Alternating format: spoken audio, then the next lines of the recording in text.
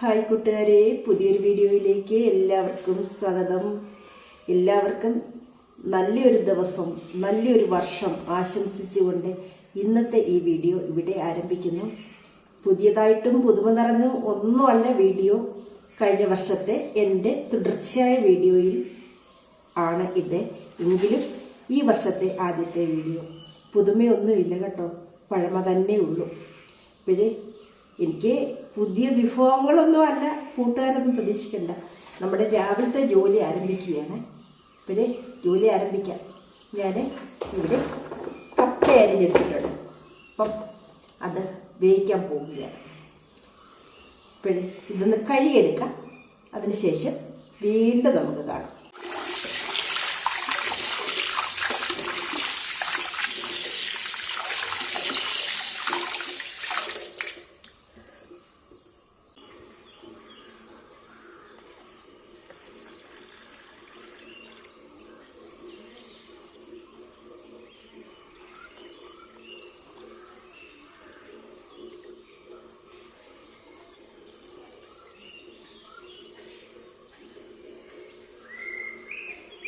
കപ്പയ്ക്ക് വെള്ളം വെക്കാനായിട്ട് നമുക്ക് അടുപ്പ് കത്തിക്കാം.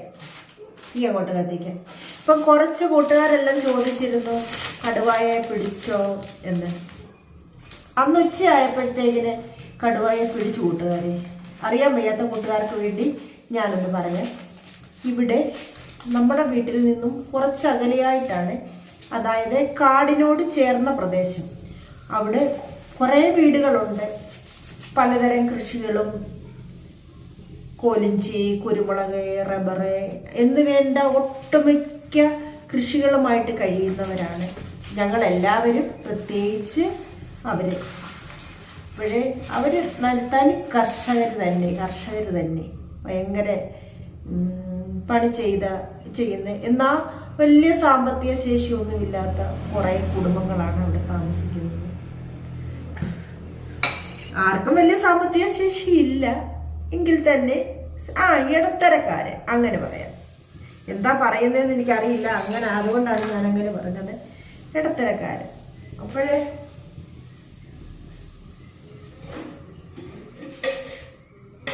കുറച്ച് വെള്ളം കൂടെ പിടിക്കട്ടെ. അപ്പോഴേ അവരെല്ലാം താമസിക്കുന്ന വനപ്രദേശത്തോടെ അടുത്ത ഒരു പ്രദേശമാണ്. എങ്കിലും ഒരിക്കലും അവിടെ മൃഗങ്ങളൊന്നും വന്നിട്ടില്ലാത്ത ഏരിയയാണ്. ഇപ്പം വന്നപ്പം എല്ലാം ആയല്ലോ. അത് ഞാൻ കഴിഞ്ഞ വീഡിയോയിൽ പറഞ്ഞിരുന്നു. പതിവ്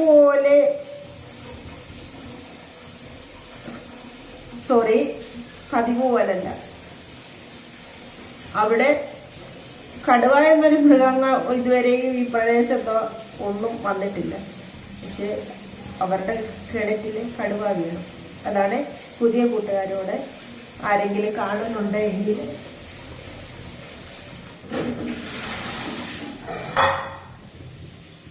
അവരോട് പറഞ്ഞ് മനസ്സിലാക്കിയതാണ്.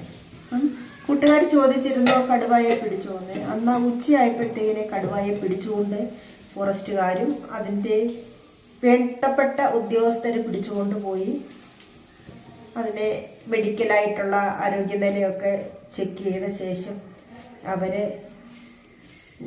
ഉൾവരത്തി കൊണ്ട് വിട്ടെന്നാണ് പറയുന്നത്. എന്തോ നമ്മുടെ ഈ കക്കി പ്രദേശം, അതായത് സീതത്തോടെ അങ്ങമൂഴി കഴിഞ്ഞ് നമ്മുടെ ഗവിക്ക് പോകുന്ന റൂട്ട്, അവിടെ എങ്ങാണ്ട് കൊണ്ടുവന്ന് വിട്ടു. ഈ ഗവിയും ഇതുമായിട്ടും വലിയ ദൂരെ കൂടുതൽ ഉണ്ടോയെന്ന് ചോദിച്ചാൽ ഉണ്ട് താനും. എന്നാൽ ഇല്ലയോ എന്ന് ചോദിച്ചാൽ ഇല്ല എന്നും പറയാം. പക്ഷേ അതിന് അധികം ദൂരമല്ല. മൃഗങ്ങൾക്ക് അതൊന്നും ഒരു ദൂരമല്ല. അതുങ്ങളുടെ ആ കടുവയുടെ എണ ഇവിടെങ്ങാനും കാണും. അത് വീണ്ടും ആ എണയെ തിരക്കി വരും എന്നുള്ളത് തീർച്ചയാണ്. അപ്പം കടുവയെ പിടിച്ചു കൊണ്ടുപോയി വേറൊരു വനത്തിൽ വിട്ടു. നമ്മുടെ സമീപ പ്രദേശമായ ഒരു വനത്തിൽ വിട്ടു. അത്രയുമേ നമുക്കറിയാവൂ. ഇനിയും എല്ലാം വരുന്നിടത്ത് വെച്ച് കാണാം, അത്ര തന്നെ. അല്ലാതെ എന്താ പറയാനാ, മനുഷ്യനെന്താ ചെയ്യാൻ പറ്റും? അവരെങ്ങോട്ട് പിടിച്ചോണ്ട് പോകും, അടുത്തടുത്ത് വിടും. അതുപോലെ പാമ്പിനെയൊക്കെ ആണെങ്കിലും പിടിച്ചാൽ ആ പിടിച്ചെടുത്തൊന്നും അപ്പുറത്തോട്ട് മാറ്റി അഴിച്ചു വിട്ടിട്ട് അവരവരുടെ പാട്ടിന് പോകും. അത്രയേ ഉള്ളൂ. ജനങ്ങൾ അനുഭവിക്കുക, അത്ര തന്നെ. ഇപ്പോഴേ നമ്മുടെ കപ്പ ഇവിടെ ഞാൻ അടുപ്പയിലോട്ട് വെച്ചു. ഇത് തിളയ്ക്കട്ടെ. തിളച്ച ശേഷം അരിഞ്ഞു വെച്ച കപ്പ ഇട്ട് കൊടുക്കാം. ഇതിന് ഒരു അരപ്പ് തയ്യാറാക്കണം. കഴിഞ്ഞ ദിവസം ഞാൻ കുഞ്ഞ മത്തി വെട്ടിയായിരുന്നേ. അരച്ചു പുരട്ടി വറക്കാൻ വെക്കണമെന്നാണ് ഓർത്തത്. വെച്ചില്ല. കാര്യം പറഞ്ഞ് എന്തോ മറന്നുപോയി, വെച്ചില്ല. അത് കൊണ്ട് ഇന്ന് ഈ കപ്പ തിന്നാനായിട്ട് ഒരു ചാറ് കറി ഉണ്ടാക്കുകയും ചെയ്യുന്നുണ്ട്. അപ്പോഴേ അതൊന്നും കാണിക്കുന്നില്ല, അതെല്ലാവർക്കും അറിയാവുന്നതല്ലേ. കുഞ്ഞം മത്തി കൊണ്ട് എന്താ ചാറ് കറിയ? കപ്പ തിന്നണമല്ലോ, അതുകൊണ്ട് ചാറ് കറിയാക്കുകയാണ്. അപ്പോഴേ എൻ്റെ ജോലി തുടരട്ടെ, നമുക്ക് വീണ്ടും കാണാം. ഇന്ന് ഞാൻ ഒരു ഓയിൽ ഉണ്ടാക്കുന്നുണ്ട്. അതായത് എൻ്റെ കയ്യിലും കാലയിലും ഒക്കെ വറവല്ലേ, വേനലല്ലേ. ഇപ്പോഴേ എൻ്റെ ഓയിലൊക്കെ തീർന്നു പോയി. അപ്പം എനിക്കിന്ന് ഉണ്ടാക്കി വെക്കത്തുള്ളൂ. കുറച്ച് മാത്രമേ ഉണ്ടാക്കുന്നുള്ളൂ. അധികം പിന്നെ ഉണ്ടാക്കാമല്ലോ. അപ്പോഴേ ആ ഓയിൽ ഉണ്ടാക്കുന്നതൂടെ കാണിക്കാം. കറുത്ത കരുവാളിപ്പേ കളർ വെക്കുന്നതിന്. എന്നാൽ ചോദിക്കും, നിങ്ങൾക്ക് കളറുണ്ടോയെന്ന്. ഇല്ല, എനിക്ക് കളറില്ല, ഞാൻ കറുത്തതാണ്. എങ്കിലും സ്കിന്നൊക്കെ നല്ലതായിട്ടിരിക്കണമെങ്കിൽ ഇച്ചിരി എണ്ണമയൊക്കെ തൂക്കണ്ടേ. അപ്പം ഞാൻ ഉണ്ടാക്കുന്നുണ്ട്, അതും കൂട്ടുകാർക്ക് കാണാം. ഞാൻ ആ ഉണ്ടാക്കുന്ന വിധം ഞാൻ കാണിക്കാം കേട്ടോ. അപ്പോഴേ അടങ്ങിയിരുന്നോണം എല്ലാവരും. കാണണ്ടേ നമുക്ക് എണ്ണ എങ്ങനെ ഉണ്ടാക്കുന്നതെന്ന് കാണാം. അപ്പോഴേ കപ്പയൊക്കെ വേവിച്ച് തിന്നിട്ടേ നമുക്കുണ്ടാക്കാം. ഇഞ്ചിയും വെളുത്തുള്ളിയും പച്ചമുളകും തക്കാളിപ്പഴവും പിന്നെ ചുമന്നുള്ളി എല്ലാം ഞാൻ അരിഞ്ഞാണിട്ടത്. അപ്പോൾ ഇത് എണ്ണയിൽ നന്നായി ഒന്ന് വഴറ്റിയ ശേഷം മുളക് പൊടി, മല്ലിപ്പൊടി, മഞ്ഞൾപ്പൊടി, ഉലുവാപ്പൊടി എല്ലാം കൂടി ഇട്ട് അതും വഴറ്റിയ ശേഷം വെള്ളം ഒഴിച്ച് തിളയ്ക്കുമ്പോൾ നമ്മുടെ കുഞ്ഞമത്തി ഇട്ട് കൊടുക്കാം. ഇപ്പോഴേ കപ്പ വെന്തു, അരപ്പൊക്കെ ഇട്ടായിരുന്നേ. ഉപ്പ് പറ്റിയിട്ടുണ്ട്. ഇപ്പം പറ്റുന്നതിന് ഇവിടെ പറയുന്നത് ഉപ്പ് പറ്റുക. കപ്പയുടെ ഉപ്പൊക്കെ വറ്റി കഴിയുമ്പോൾ നമുക്ക് ഇളക്കിയെടുക്കണം. മീൻകറിയുടെ ചാറ് തിളച്ചായിരുന്നു. ഞാൻ ഇപ്പം ഇവിടെ തീ കത്തുന്നുള്ളതുകൊണ്ട് ഞാൻ എടുത്തോണ്ട് പോന്നു. അപ്പം കറി അടുപ്പയിലോട്ട്, കറിയുടെ അരപ്പ് അടുപ്പയിലോട്ട് വെച്ചു. ഇനി തിളയ്ക്കുമ്പോൾ മീൻ കഷ്ണം കൂടെ ഇട്ട് കൊടുക്കണം. തവി കൊണ്ടാണ് ഇളക്കി എടുക്കുന്നത്. കുറച്ച് മാത്രം ഉള്ളതുകൊണ്ട് തവി കൊണ്ട് എടുക്കും. അല്ല എങ്കിൽ തുടുപ്പെന്ന് പറയും, ഒരു കമ്പ് ഇങ്ങനെ ചെത്തി നല്ല മിനുസപ്പെടുത്തി വെച്ചേക്കും. അതുകൊണ്ട് ഇങ്ങനെ ഇളക്കിയെടുക്കും. പിന്നെ ഇതുകൊണ്ട് ഇളക്കിയെടുക്കും. ഇളക്കി കുഴച്ചെടുക്കാം.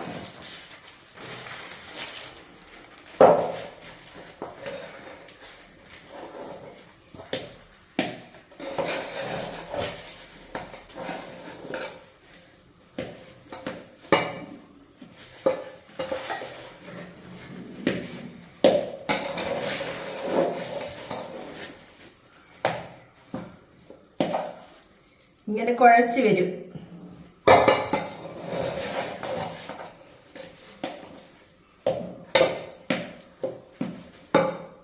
ഇന്നത്തെ കപ്പ ഇച്ചിരി വെന്ത് പോയി കൂട്ടുകാരെ, സ്വല്പം വെന്ത് പോയിട്ടുണ്ട്. അപ്പം കപ്പ ഇളക്കി എടുത്തിട്ടുണ്ട്. ഇനിയും മീൻ എടുത്തോണ്ട് വരട്ടെ. അപ്പോഴേ ഇതിൻ്റെ അരപ്പൊക്കെ നന്നായി തിളച്ചിട്ടുണ്ട്. മീന് ഞാൻ വെള്ളത്തിൽ ഇട്ട് വെച്ചായിരുന്നു. ഇതൊന്ന് ഇതിലോട്ട് ഇട്ട് കൊടുക്കാം. ഇതിൻ്റെ കൂടെ സ്വല്പം കുടംപുളിയും ഉപ്പും കൂടെ ചേർത്തിട്ടുണ്ട്. ആവശ്യത്തിനുള്ള ഉപ്പ്, പിന്നെ കുറച്ച് കുടംപുളി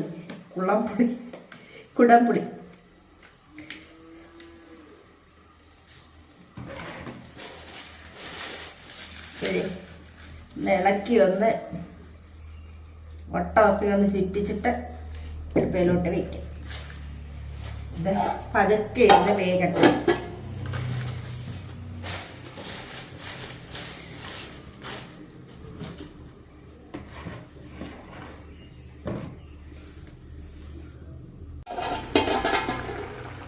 നമ്മുടെ മീൻ കറി എന്തായെന്നൊന്ന് നോക്കാം.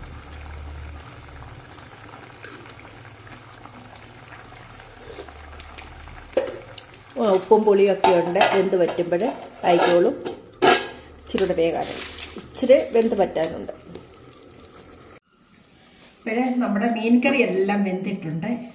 ഇത് വാങ്ങി വെക്കുകയാണ്. പിന്നെ ആ അടുപ്പയിലോട്ട് കഞ്ഞിക്ക് വെള്ളം വെക്കുകയാണ്.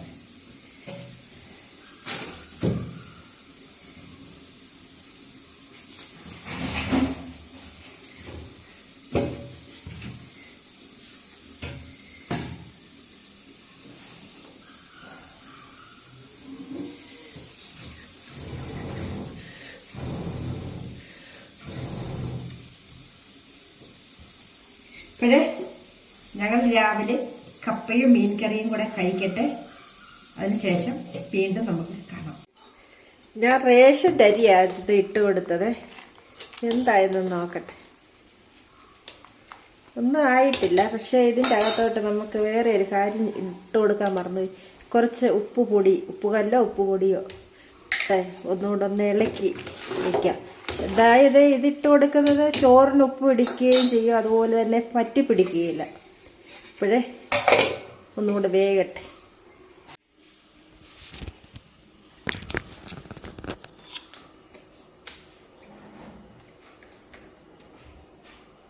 ഇപ്പോഴേ ഞാൻ ഓയിൽ ഉണ്ടാക്കാൻ പോവുകയാണ്.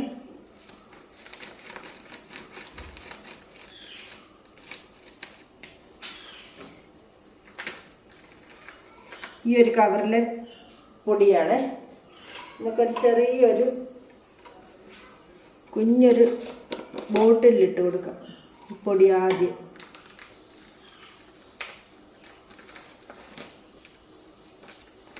കുറച്ച് മാത്രമേ ഉള്ളൂ. നല്ല 50 ഗ്രാമേ ഉള്ളൂ. 50 ഗ്രാമേ ഉള്ളൂ ഈ പൊടി. പിന്നെ ഞാൻ ബോട്ടിലിട്ട് കൊടുത്തു. കളർ കണ്ടോ പൊടിയുടെ? കണ്ടോ? ഇതുകൊണ്ടാണ് ഇന്ന് ഓയിൽ ഞാൻ ഉണ്ടാക്കുന്നത്. അപ്പോഴേ നമുക്ക് ഓയിൽ ഉണ്ടാക്കാൻ പോകാം.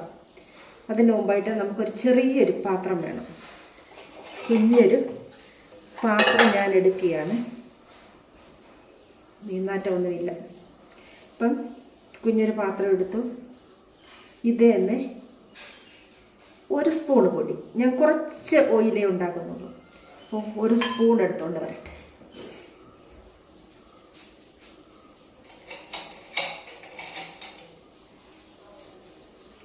ഒരു കുഞ്ഞ് ഇത് വലിയ സ്പൂണാണ്.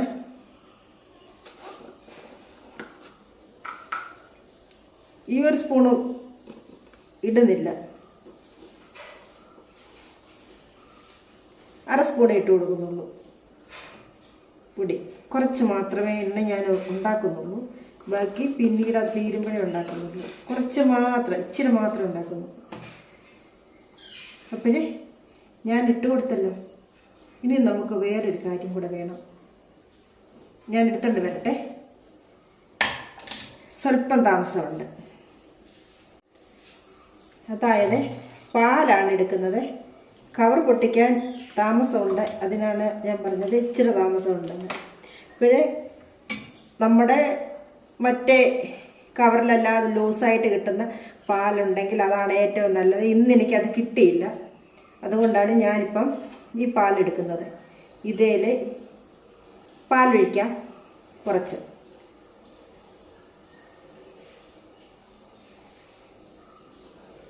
ഞാൻ പാല് ഈ പൊടിയിലേക്ക് ഒഴിക്കുകയാണ്. ഈ പൊടി പാലൊഴിച്ച് നമുക്കൊന്ന് ഇളക്കിയെടുക്കാം, നനച്ചെടുക്കാം. പാലൊഴിച്ച് നനച്ചെടുക്കുക. കുറച്ചുകൂടെ പാല് വേണം. കുറച്ച് പാലൂടെ ഞാൻ എടുത്തിട്ടുണ്ട്. പൊടി ആയതുകൊണ്ട് ഇങ്ങനെ പാലിൻ്റെ മണ്ടയിൽ ഇങ്ങനെ പൊടി ഇങ്ങനെ കിടക്കുകയാണ്. സാവധാനം ഇളക്കി നമുക്ക് കുഴച്ചെടുക്കാം. ഞാൻ ഇതിവിടെ കലക്കി വെച്ചിട്ടുണ്ട്. നന്നായി വിരലുകൊണ്ട് കലക്കി വെച്ചിട്ടുണ്ട്. അപ്പം വിരലയിലൊക്കെ കുറേ ആയിട്ടുണ്ട്. അപ്പം സ്പൂണിൽ സ്വല്പം നമുക്ക് എടുക്കാം. സ്വല്പം മാത്രം. ബാക്കി നമുക്ക് ഓയിലുണ്ടാക്കണം. ഇതെന്തിനാണെന്നറിയാമോ? നോക്കിക്കോ.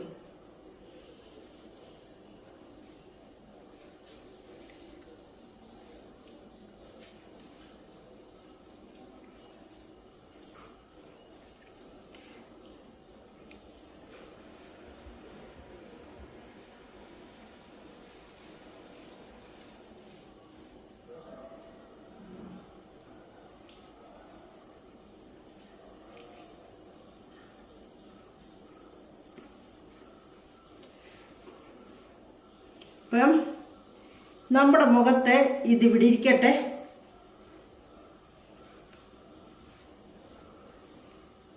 നമുക്ക് ഓയിലുണ്ടാക്കാം. അപ്പോഴേ നമുക്കിനി ഓയിലുണ്ടാക്കാൻ പോകാം.